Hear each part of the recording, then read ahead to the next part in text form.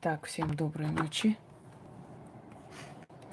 Немного полюбуемся лесом ночным, потому что лес ночью очень таинственно выглядит. Очень необычная красота. Здесь не видно верхушки деревьев. Как видите, у нас тут государственные столбы стоят. Это не наш, это государство. Это его территория государственная. То есть есть такой закон, называется сервитут. Это еще с римских времен, когда определенная земля, она принадлежит государству или общим соседям, но находится на твоей территории. Но пользоваться им могут все. То есть вот этот столб, он освещает эту дорогу.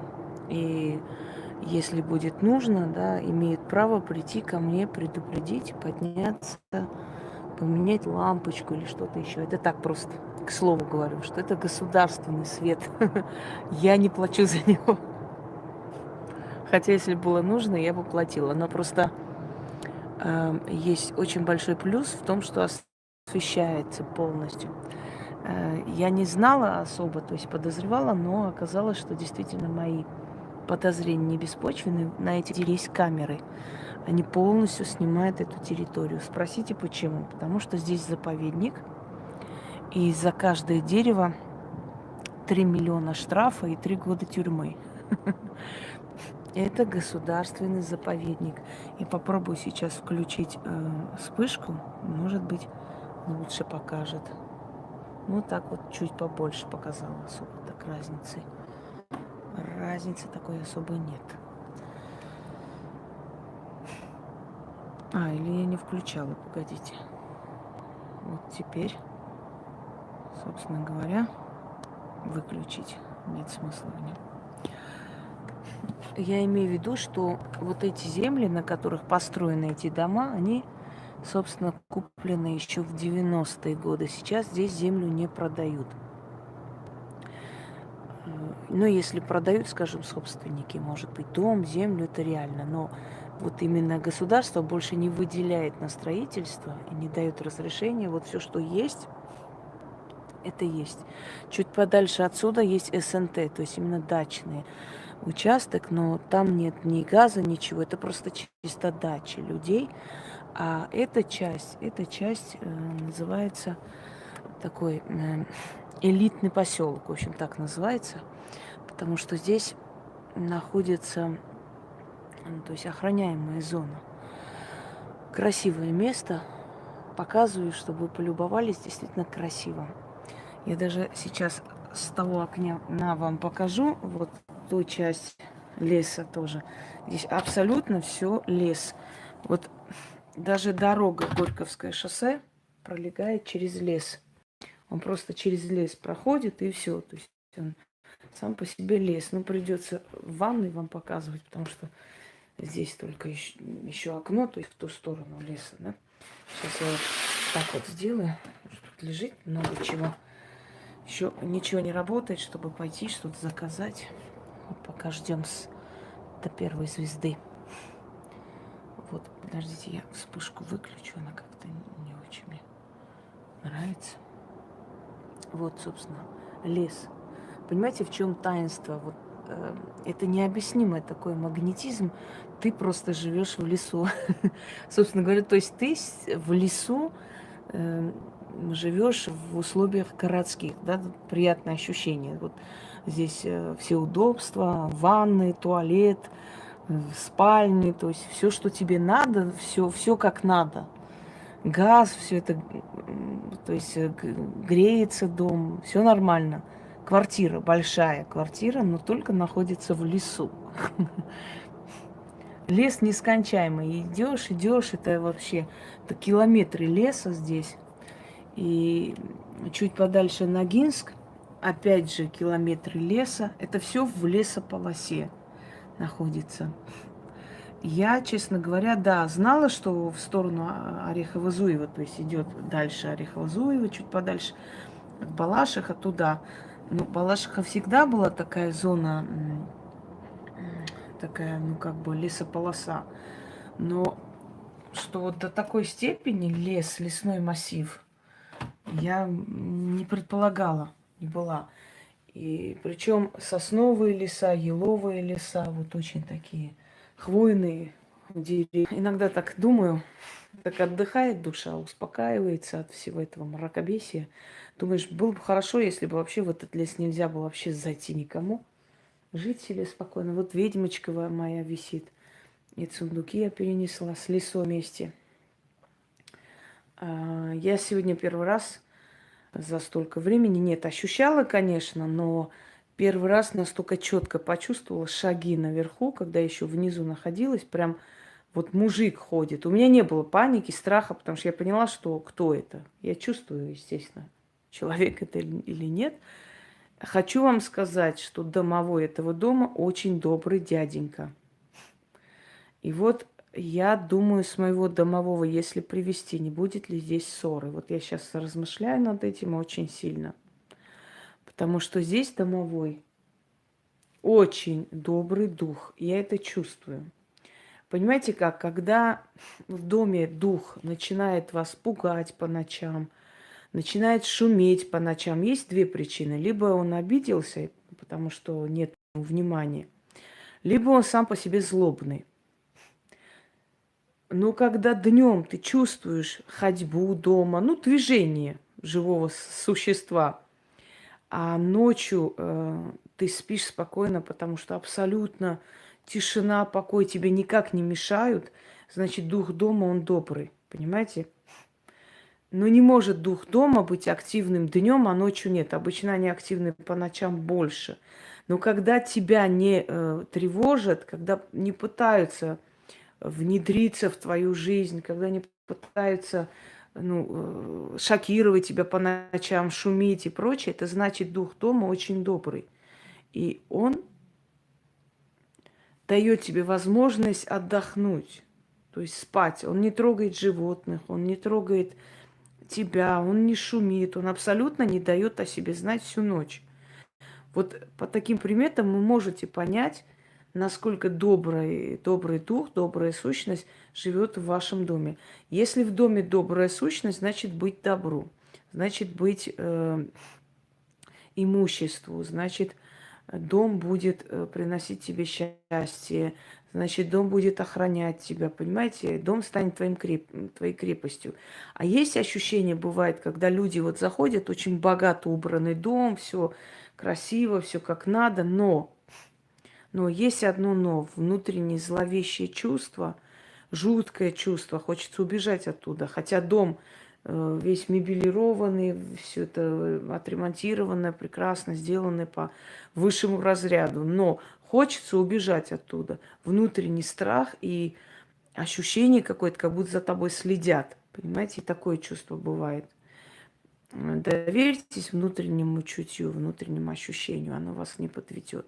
Сегодня у меня очень плодотворный день. Я сегодня сказала всем своим, меня не трогать. Я сегодня работаю и очень много работаю, потому что когда подходят такие моменты, когда у тебя очень много энергии, ты должна эти дни просто... Здравствуйте, Нана, давно вас не видела. Ты должна эти дни просто использовать, насколько возможно, плодотворно, потому что потом, дорогие друзья, состояние выжатости, ну просто вот дошла до кровати, рухнула и все. Настолько у меня сил не бывает. Но есть дни очень плодотворные, очень спокойные дни, когда тебе нужно создавать, и очень много. Это как бы тебе сигнал. Я не поняла вашего вопроса, что значит, если постоянно в доме беспорядок. Ну, вы создаете беспорядок или это сила? Я уже объяснила же только что. Зачем вы одно и то же спрашиваете? Я же вам говорю, если делают специально что-либо, то... Ну, что там, Александр, сегодня брали у всех анализы? Надеюсь, не у всех. Надеюсь, дали право выбора. Так вот, если постоянный в доме беспорядок, если пропадают вещи и прочее, прочее, еще раз объясняю, либо он хочет внимания к себе, либо он злобный, и лучше отчитать и выгнать его и призвать нового домового. Я учила вас, как призывать. Ну, вы видите, какое скотство. То есть люди вынуждены идут на этот шаг, потому что иного выхода нет. Надеюсь, хотя бы там врачи достойные, хотя бы не твари, и не будут сейчас придумывать всякий вирус с задницы, если его нет. А его нету. И так нету. И так понятно, что нету. Надеюсь, что это просто вынужденный шаг, чтобы от вас отстали. Понимаете? Сегодня мигранты вышли, и знаете, что самое интересное? Мусора-то ничего с ними не сделали. Понимаете, мусора-то ничего не сделали. Не подходили к ним. Это вам не бабушек крутить, знаете. Они знают, что и нож могут получить в сердце, поэтому они не подходят. Вот сплоченные люди вышли и отстояли свое право. Я вас уверяю, что из них никого не будут чипировать или делать искусственную там, то есть вынужденную вакцинацию, никого не принудят идти сдать анализ. Я вас уверяю, потому что их боятся. Вам же было сказано, вот кого боятся, к тому не подходят. Как правило, подходят к тем, кто молча соглашается и подписывается на все. Я вам еще раз объясняю. Пошла по торговому центру без маски и ждала, пока какая-нибудь тварь подойдет, мне что-нибудь скажет, чтобы просто вылить на него всю желчь. Никто ничего не сказал. Подошла к кассе, расплатилась, вышла спокойно. Все. Уверенный взгляд пугает, поймите. Уверенность в себе пугает. А вот эта вот баранья покорность, она ни к чему хорошему не приводит. Ну, если кого-то принуждают сдать этот тест, хотя бы сделать вот эти защиты, вот эти ритуалы, чтобы итог был все же нормальный, понимаете? В Тбилиси нету ковида. Ой, как спасибо большое. Да его вообще никогда не было. Вообще не было. Ну, хоть, Нана, знаете как, хотя бы таким образом хоть от людей отстанут, и на том спасибо. Они просто боятся. Они просто знают, что менталитет кавказского народа, да, это совершенно другое. Они понимают, что если придут забирать детей насильно, это им не Россия. Что там могут и с винтовок спалить, и могут и повесить врачей потом, понимаете? Это вам не это. Это Кавказ. Это Кавказ. И узнав адреса врачей, их может не стать. Надо им думать об этом. Думать надо, думать. Немножко думать. Не только деньги, еще и жизнь твоих детей тоже не последнюю роль играет, уважаемые врачи и мусора. Не забывайте об этом. Что, ну, не стоит провоцировать людей на нехорошие шаги, потому что мы все люди. Понимаете? Вот пройдут годы.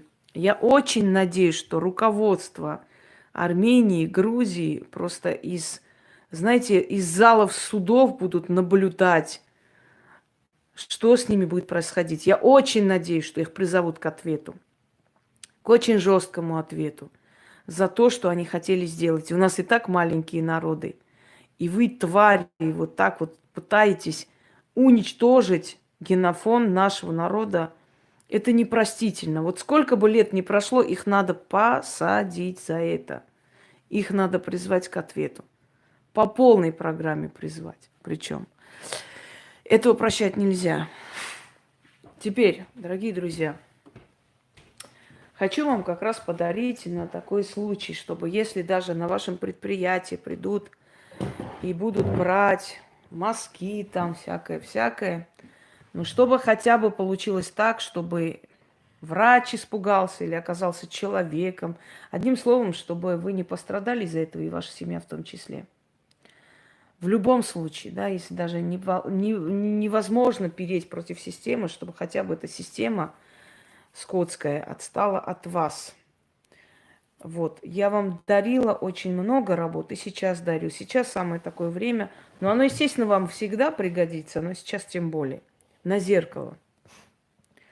Вам нужно будет купить зеркало. Я пока просто показываю вам, это как бы наглядный пример, но вам нужно будет купить зеркало.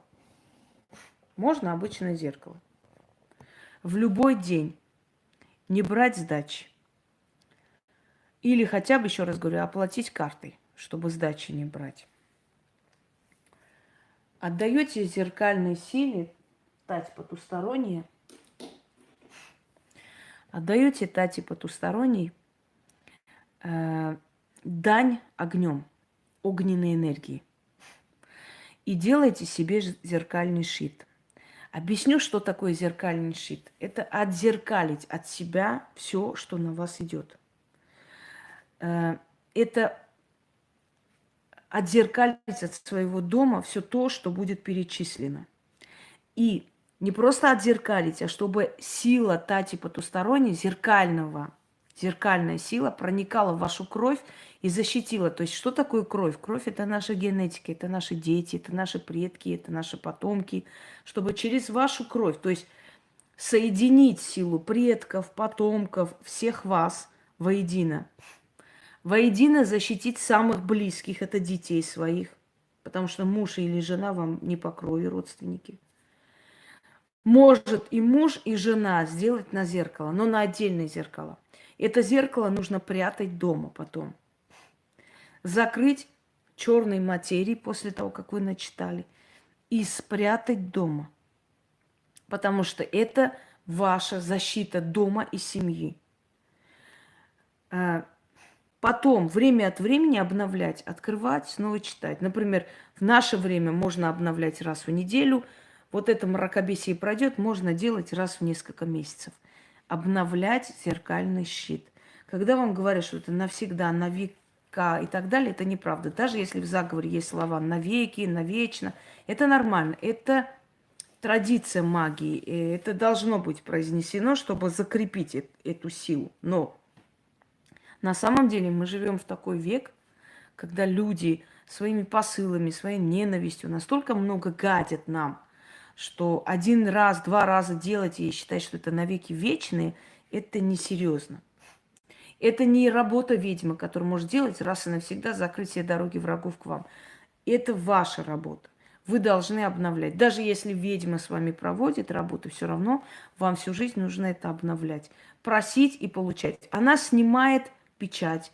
Она разрушает программу, которая убивает вашу семью. Она раз и навсегда отсекает от вас. Вот, вы знаете, как приятно, когда читаешь, например, вот, Инга, спасибо, смерти действительно остановились. Остановились смерти в роду. Остановилась эта программа. Как чувствуют люди? Да так чувствуют. Перестают болеть, перестаются несчастья, останавливается все, начинают получать то, что хотели. Покупать машины, покупать квартиру. Вот они так и чувствуют, что все остановилось, закончилось все. Но при всем этом я говорю, дорогие друзья, не забывайте всю жизнь обновлять. И я еще раз вам повторяю, то, что я с вами работаю, это не значит, что я ухожу. Знаете, мне все время говорят, мы так боимся вас потерять, вот я так переживаю. Не надо переживать, никто меня не теряет. То, что я закрываю с вами работу, это говорит о том, что после того, как я закрыла с вами работу, она то есть усиливается, открываются дороги судьбы. Надо закрыть работу, нельзя работу вечно открытым оставлять. Но закрыть не значит закончить со мной общение, дорогие люди. Закрыть это значит просто начать новую жизнь. Но общение со мной, пожалуйста, всю жизнь. Я на всю жизнь беру ответственность за каждого человека. Вы всю жизнь можете мне писать, советоваться, спрашивать. Я всегда рада вам помочь, ответить, объяснить. Забудьте, выкиньте этот страх. Просто работа закрывается. Ну так надо. Врач вас вылечил, он же вечно не будет лечить. Вылечил, ваша болезнь прошла, все. Что-нибудь новое будет, напишите, придете еще раз.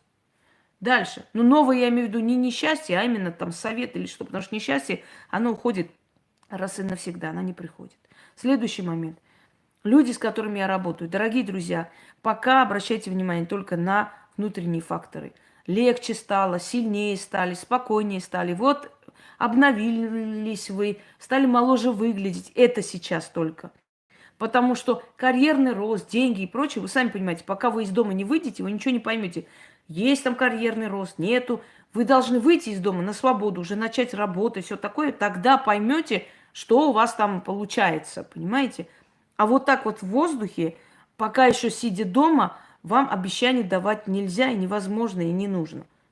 Поэтому сейчас такие перемены не ждите. И, пожалуйста, насчет общего психоза я слышать не хочу. Вот мне плохо, мне переживаю. Понимаю вас, но это нормально. В наше время мы все переживаем, мы все внутри, у нас психоз, нервы, у нас у всех дети, мы думаем о завтрашнем дне, что будет, как будет. Поэтому это не надо считать частью какой-то работы или вот чистки и так далее. Это вообще не имеет отношения. Это всеобщий психоз. Вот виснет в воздухе паника. И все мы от этой вот энергетики грязной подпитываемся, понимаете? Не более того. Поэтому считать это серьезным препятствием сейчас не нужно. Это всего лишь психологическое состояние. Игнорьте это состояние. И, пожалуйста, еще 2 недели надо ждать, пока это постепенно начнут улетучиваться, открываться, пока отстанут от нас. Скоро отстанут. Потому что самая главная цель – это продлить свои полномочия. Ну, мне кажется, все умные люди поняли. Почему? Потому что, когда чрезвычайная ситуация в стране, всегда продлевается срок президентов, премьеров, смотря кто правит. Поскольку в чрезвычайной ситуации нельзя менять власть. Понимаете? И поэтому, чтобы эта чрезвычайная чертовая ситуация была, надо так запугать народ, чтобы они, просто уже были никакие, не соображали, не понимали ни хрена. И тут же сказать, все, военное положение сейчас, никакой власти менять или голосовать вообще нельзя, забудьте об этом, надо продлить. Вот выйдите все, скажите, пожалуйста, продлевайте себе там хоть до 100 лет, только оставьте нас в покое, дайте нам работать и жить. И тот же карантин, и вирус, все исчезнет к чертовой матери. Потому что от вас вот этого и добивают, чтобы вы сказали, да блин, да ради бога, да пожалуйста, продлевайте, что хотите, только отстаньте от нас, дайте нам жить. Понимаете? Вот и все. Как только они все свои дела сделают, тут же откроется, тут же вирус исчезнет, тут же все вылечатся, тут же все будет счастье, здоровье, удача и так далее. Но самое обидное, что люди выйдут, и никто не будет возмущаться и говорить, позвольте, а почему столько месяцев нас мучили, что за хрень была? Нет, они все радостно, ой, нас выпустили, ура, и на том спасибо, и мы пойдем. И они сразу поймут, что ни за какие деяния им ничего не будет. А значит, можно это повторить сколько хочешь. Правильно я говорю? Да. Как там в этом, да? Правильно я гутарю? Правильно, правильно, товарищ атаман. Сейчас, секунду, посмотрю, что тут. Так, ой, закрыла или нет? Все, закрыто. Теперь смотрите, дорогие друзья. Уже объяснила, для чего этот щит нужен вам. Для защиты семьи. От того же этого чертового там тестов, если заставляют людей, потому что они работу терять не хотят, им приходится идти на это и прочее, прочее. Так вот, смотрите, какая компания имеет вес, у какой компании есть крыша, работники той компании, если сдадут, да, тест, ни у кого из них не обнаружится. Какую компанию хотят закрыть, у работников той компании найдут этот вирус. Вот запомните мои слова. Какую компанию хотят расчленить, захватить рейдерским захватом, у этой компании обязательно у работников и большинства найдут вирус. 100%. Поэтому вот смотрите, люди, которые чувствуют, что эту компанию хотят продать, расчленить и так далее, мой вам совет, лучше сразу увольняйтесь и не сдавайте ничего. Почему? Потому что потом придут всю вашу семью, сбагрят и отвезут туда, в карантин посадят. Вот о чем. Понимаете, что? Да, а им все равно, конечно, все равно. А вы что думали, что вы для них люди, что ли? Люди сами согласны на это. Так вот, дорогие друзья, если вы чувствуете, что вашу компанию хотят продать и хотели вообще захватить, лучше увольняйтесь и ничего не сдавайте, потому что обязательно у вас это найдут. Это 100%. Даже не сомневайтесь. А та компания, у которой там покровители в Кремле сидят, да, в той компании никого не найдут, ничего не найдут, все здоровые, идите, работайте дальше. Вот о чем речь. Поэтому подумайте просто, задумайтесь над этим. Это еще один момент для того, чтобы закрыть ненужные им компании. Вот и все. Мозги есть? Включаем мозги. Зачем им это надо? Вот во всех предприятиях что-то это снять, причем бесплатно. Ну, конечно, государство оплатит эти тесты, это понятное дело. Но причем бесплатно, обязательно, вот просто бесплатно, только идите, сдавайте. Для чего? Для того, чтобы та компания, которая нужна, осталась, а та, которая не нужна, закрылась под предлогом вируса. Вот и все. Вот как у нас с самолетами, да? Если нужно захватить какую-то, значит, компанию, авиакомпанию, тут же самолет падает, люди перестают летать, компания разоряется, запрещаются взлеты, его купили за бесценок. Вот, собственно, и все.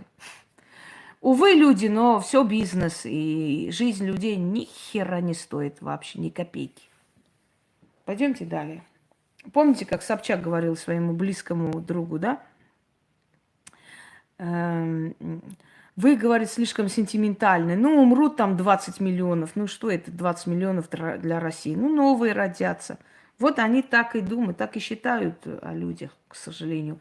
Один из наших актеров, Хорен Абрамян, когда-то был депутатом и ушел. Он сказал, вы знаете, такое ощущение, что там не для людей они есть, не люди там сидят. Вообще непонятно что-то. Говорит, такое ощущение, что я попал совершенно в какой-то другой мир, где свои законы, и они к людям никакого отношения, эти законы не имеют вообще. Я говорю, я был в шоке, когда понял, что там никто не думает о народе, там никто не создает законы для народа, там никого не волнует состояние народа, там вообще очень далеки от народа, им абсолютно все равно. Но я хочу вам рассказать один момент, когда Николая II расстреляли, ну, перед расстрелом, когда он там сидел в Ипатьевском доме, и ему принесли русских авторов, классику читать. Поскольку он был очень далек от народа, читал немецкую литературу, вообще по-русски-то не разговаривали. У нас власти всегда были далеки от народа, если помните. Все были немцы,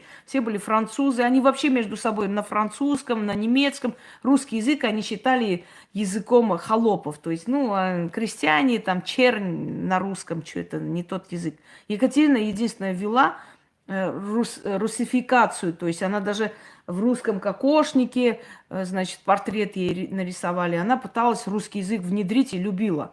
Но остальные были далеки от народа, просто далеки. Они правили сами по себе, понятия не имея о своем народе ничего. И когда ему принесли русских классиков, там он начал читать Тургенева, прочее, прочее, он сказал, как жаль, что я раньше не прочитал эти книги. Я бы знал, значит, я бы знал, как править своим народом. Представляете?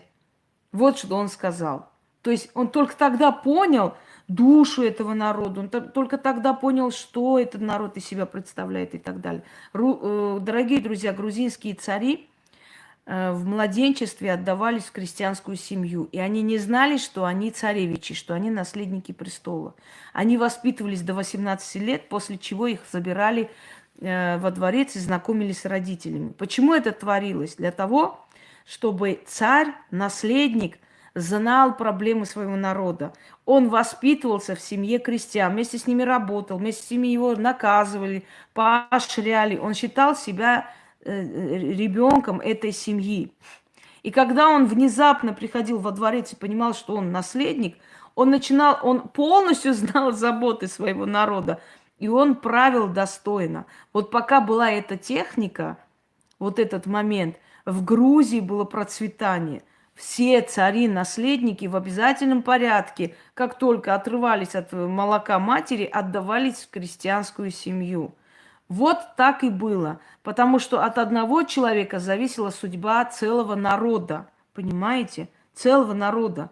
И поэтому этот человек должен был быть настолько мудрый, чтобы народ жил хорошо. А сейчас это есть? Конечно, нет. Сейчас правители далеки от народа. Они понятия не имеют о народе и не слышат голос народа. Им плевать. А когда нужно удержать власть, они кидают силу. Вот так происходит уже много лет. Не один и не два, целые 100 лет с лишним. Все. Пройдемте к исконной теме. Я понимаю, что со мной интересно беседовать, но в любом случае тема тоже требует внимания.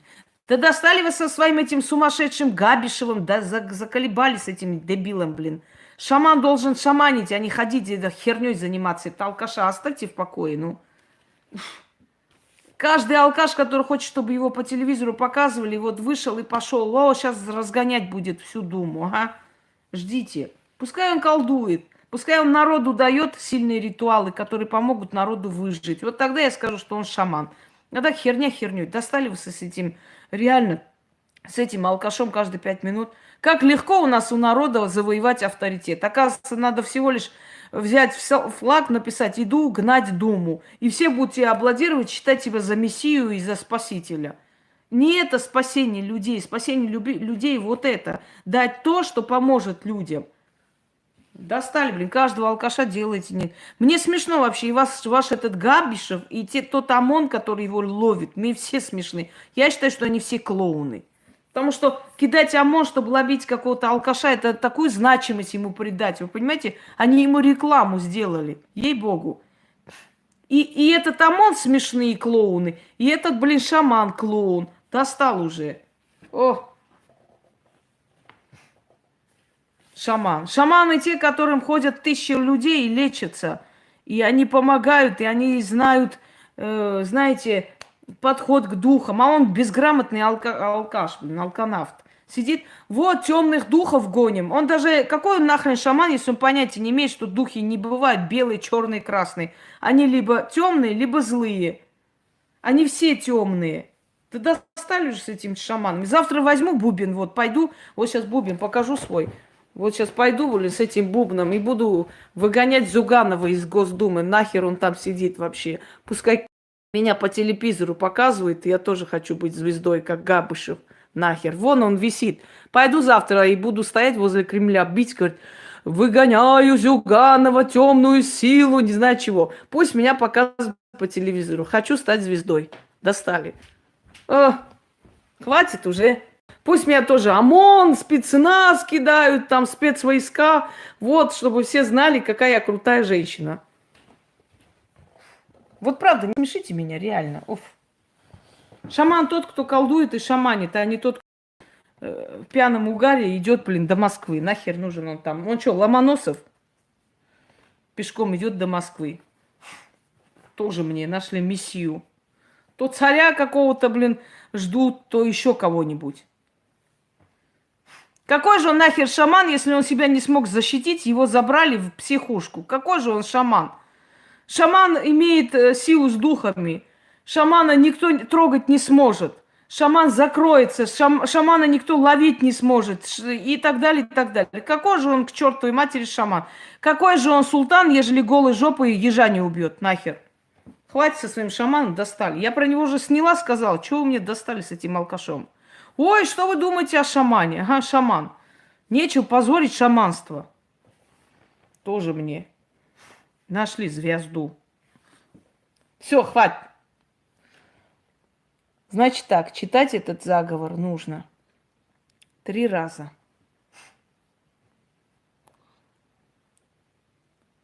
Нужно вот так провести, неважно, против часовой, по часовой. Главное, чтобы вы отдавали Тате потусторонней вот эту энергию огня, потому что потусторонние духи, которые будут охранять вас, зеркалить всякое зло от вашей семьи и от вас, они требуют жертву, а именно энергию огня. Понимаете меня? Да, сейчас как начну, блин, там гнать шаман. Блин. Да задолбали уж с этим алкашом каждый раз. Нервы. Нервы сердечные. Сейчас пойду армянский волокордин выпью 30 грамм, и все, и трындец. А лучше 300. А лучше вообще полбутылки. И буду шаманить. Отстаньте от меня с этим алкашом. Больше не спрашивайте, заколебали. Так, начали. Не отвлекаемся. Не отвлекаемся, товарищи. Я уже сказала, что эта защита вам даст. Защита – зеркальный щит, который поможет вашей семье и вам обойтись малой кровью в это время. Но и не только в это время, всегда. Все защиты, они сильные, дорогие друзья. Почему защиты, точно так же, как и денежные ритуалы и прочее, я даю много. Потому что энергии разные, повторяюсь. Разная генетика, разные предки, разная жизнь, разная судьба. Каждому подходит свое. Кому-то вот это подходит, кому-то другое подходит. Но пускай будет много разновидностей, пускай будет выбор. Понимаете? Вот этот выбор я вам предоставляю. Итак, я не буду проводить огнем. Видите, злой огонь какой. А вот так вот нужно делать и читать 3 раза. Потом оставляете свечу догореть и выносите огарок свечи. Даже если огарок не остался, 100 раз. А если ничего не осталось? Не осталось и прекрасно. Выносите 3 монеты под каждое дерево. Кидаете и говорите: откупаюсь за зеркальный щит. Откупаюсь за зеркальный щит. Вот так кидайте, отвернулись, ушли. Под 3 дерева. Все, начнем. Я крутить свечу не буду, еще раз объясняю, чтобы не отвлекаться. Тать потусторонняя, прими огненный дар, а взамен мне ныне щит защитный дай, темный щит зеркальный. Слово в дело обращайся, магия, просыпайся, я начинаю ворожбу. Как воск от огня ярого плавится, так и слово мое утверждается. Восковая слеза остывает, мою красную кровь охраняет. От незримой хулы, от савана гиблого, от духов навьих, от гибели ранней, от глаза злого, от доли чужой, от злой пучины, от врагов капкана, от страхов паутины, от упыря и оборотни, от видения и привидения, пока воск горит, от огня томится, в крови моей обнов творится. А от зла судьбы освободиться, упырь и враг отцепится, худо от меня отрекайся, лихо навеки убирайся, в земле сырой зарывайся, воск слезою проливайся, щит зеркальный в крови моей селись и утверждайся. Судьба моя обновляйся, зеркальную защиту возвожу, я зеркальную защиту возвожу, судьбу свою от зла огорожу. Свеча капает, воск проливается, защитная стена в моей крови сотворяется. Истинно так, заклято. Еще раз читаю. Вот этот щит многим помог избежать тюрьмы. Это старая моя работа. Она когда-то была в Одноклассниках. Давно. Потом уже достали сливать эту группу, я больше не выставляла. Теперь дарю вам. Вот так крутите. Когда закончите, 3 раза скажете, значит, закрываете вот это зеркало в темную материю и где-нибудь прячете. Неважно, можете в шкафу под трусами положить. Это не имеет значения. Главное следить, чтобы она не разбилась или что. Разобьется, не бойтесь. Скажу, что делать. Но желательно, чтобы нет. И временами обновляйте. В наше время можете делать раз в неделю. Потом можно делать раз в 2 месяца, в 3 месяца. Хранить обязательно дома. Отзеркалить от дома все, что на вас идет. Здесь больше акцент идет от опасности внешней, понимаете? От опасности больше, потому что разные есть защиты. Есть защита тела, души, есть защита с охран на дорогу и так далее. Здесь больше от опасности, которые могут идти на людей одной крови, живущих в одном доме. Оставьте меня в покое. Сейчас вопросы не задаем. Лучше защиты делать после чисток. Тать потусторонняя, прими огненный дар, а взамен мне ныне щит защитный дай, темный щит зеркальный. Слово в дело обращайся, магия, просыпайся. Я начинаю ворожбу. Как воск от огня ярого плавится, так и слово мое утверждается. Восковая слеза остывает, мою красную кровь охраняет. От незримой хулы, от савана гиблого, от духов навих, от гибели ранней, от глаза злого, от доли чужой, от злой пучины, от воров капкана, от страхов паутины, от упыря и оборотней, от видения и привидения, пока воск горит и от огня томится, в крови моей обнов творится. От злой судьбы, от зла судьба освободится, упырь и враг отцепится, худо от меня отрекайся, лихо навеки убирайся, в земле сырой зарывайся, воск слезою проливайся, щит зеркальный в крови моей селись и утверждайся.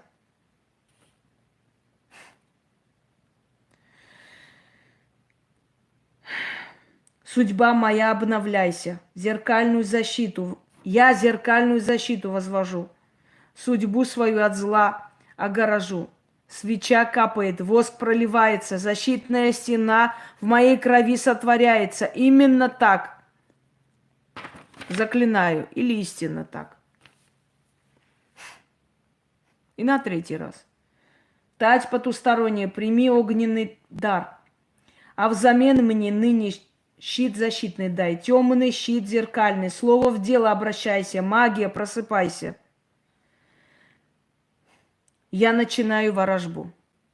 Как воск от огня ярого плавится, так и слово мое утверждается. Восковая слеза остывает, мою красную кровь охраняет. От незримой хулы, от савана гиблого, от духов навих, от гибели ранней, от глаза злого, от доли чужой, от злой пучины, от врагов капкана, от страхов паутины, от упыря и оборотней, от видения и привидения, пока воск горит и от огня томится, в крови моей обнов творится, от зла судьба освободится, упырь и враг отцепится. Худо от меня отрекайся, лихо навеки убирайся, в земле сырой зарывайся. Воск слезою проливайся, щит зеркальный в крови моей, селись и утверждайся. Судьба моя обновляется. Зеркальную защиту, я зеркальную защиту, вечно путаю здесь, я зеркальную защиту возвожу, судьбу свою от зла огорожу. Свеча капает, воск проливается, защитная стена в моей крови сотворяется. Истинно так, заклинаю. Оставляйте свечу догореть. Когда догорела свеча, закрывайте зеркало в темную материю и прячете где-нибудь. После чего на следующий день берете 3 монеты, идете, оставляйте под одним деревом огарок свечи, кидаете монету и говорите: откупаюсь за зеркальный щит. Идете ко второму дереву, кидаете монету, говорите: откупаюсь за зеркальный щит. К третьему дереву: откупаюсь за зеркальный щит. И уходите. Некоторые мне говорят: у нас в стране нету мелочи, что делать? Покупайте камни. Маленькие, мелкие камни, лунный камень, аметист, я не знаю. Будете откупаться дорогими камнями. Вы же на них потратились. Вот, покупайте камни и кидайте камни. Откупайтесь камнями. Именно такими, полудрагоценные называются. Не скажу, что это очень дорогие камни, но, по крайней мере, каждый из них стоит 200-300 рублей. Иного выхода нет. Вы должны откупаться какой-либо энергией, денежной, каменной и прочее. Все. Пользуйтесь на здоровье и во благо. А я пойду творить дальше, потому что у меня еще много чего есть. Нужно алтарь подготовить и начать действовать. Всем удачи!